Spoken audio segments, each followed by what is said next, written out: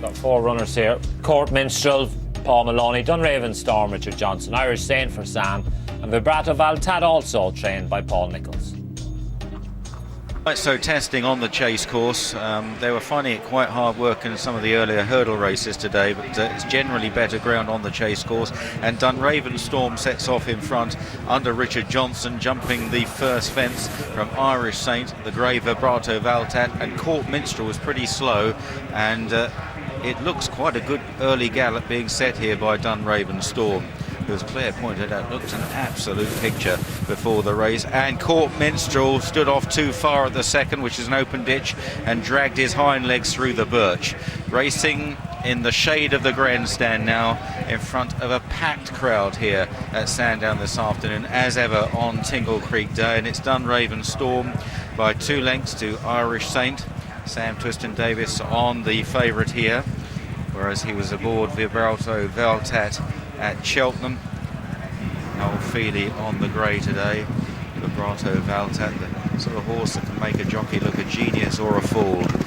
Just depends on the timing and whether the horse will deliver. Back in fourth is Court Minstrel, as now they run downhill. And there's a fence on this part of the course, downhill fence, and then they turn into the back straight where those 7 fences are awaiting them, as Graham described earlier. Dunraven Storm by 3 lengths or so to Irish Saint going to this one. They're over safely. Dunraven Storm just ran down it slightly. Irish Saint jumped it very well. About to turn into the back straight now. So on towards this famous line of fences in the Sandown back straight.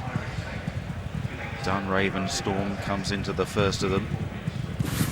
Irish Saint in second, Vibrato Valtat, and Court Minstrel at the back. On to the next. And all safely, but Court Minstrel again slightly reaching for it. And the next is an open ditch. Dunraven Storm jumped that particularly well from Irish. And again, just see Court Minstrel throwing up a few twigs there at the back. Now halfway down the back straight in this Racing Post Henry VIII Novices Chase, and Dunraven Storm for the Hobbs team, who've been carrying all before them so far this jump season from the 2 Paul Nicholls runners. Paul Nicholls, the champion trainer, bidding for his 6th win in this novice chase, Grade 1 novice chase. Now the railway fences, 3 fences pretty close together. Dunraven Storm, that time Irish Saint wasn't great. Vibrato Valtat in third, and Court Minstrel still held up in last place. Over the next, Dunraven Storm flicking over efficiently. Now the last in the back. This is 3 out because they're missing the pond fence, which is usually the 3rd last, so a long run now until they're required to jump again. The 2nd last fence in the home straight, and it's Dunraven Storm and Richard Johnson from Irish Saint and Sam Twiston-Davies. Vibrato Valtat bound to be played late by Noel Feely on the inside of Court Minstrel, who is now closing up under Paul Maloney in the green jacket. So heading on now back towards the home straight. They'll be bypassing the pond fence on the inside.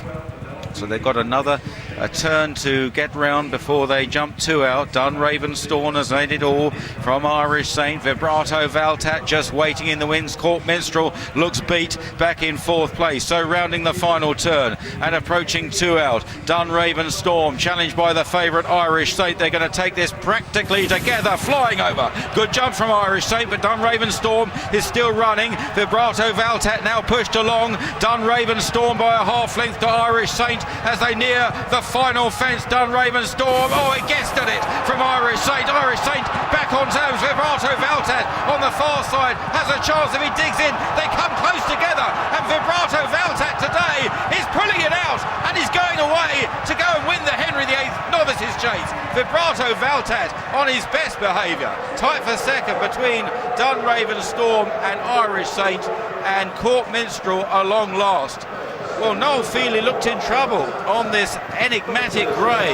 Early in the home straight, he was off the bridle, under pressure. But in all fairness to the horse, the 5-year-old today has delivered. It got a bit rough, though, didn't it? In the closing stages, all 3 of them coming close. A bit of a barging match. Well, it's a fabulous result once again in this race for Paul Nicholls. He's dominated it in the last 5 years, and he's got another exciting horse on his hands. His daughter Megan there alongside him, who actually had a winner the other day for Alex Ferguson, won by about 18 lengths. A bit closer today. I almost think the bump after the last. Did Vibrato Valtat a bit of good? A mistake there from Dunraven Storm, which was such a shame, because after he dived at the first fence, you could almost see him learning on the job and jumping better and better until he landed there on the last. He's finished second, but Vibrato Valtat, when he has that bump, Matty, it almost re-energises him. Spurred him on a bit, didn't he? As I say, he travelled like a real good horse, sort of come off the bridle, thought he was beat, and then fair play to him, he's battled back, and the knock definitely upped him, spurred him on. Yeah, exactly. And not saying that he went to, the bump wasn't intentional or anything, he just suddenly lost his balance a little bit. But Noel Feely, you could see turning into the straight, was just trying to track the two horses in front of him. There is indeed a steward's inquiry because of the interference, and I doubt very well. He's lurched pretty badly actually and interfered with Dunraven Storm, but we'll wait and see whether the stewards decide that would have made any difference. In the end, he's been a pretty convincing winner. Let's get the thoughts of the man on board, Noel Feely's with Rishi.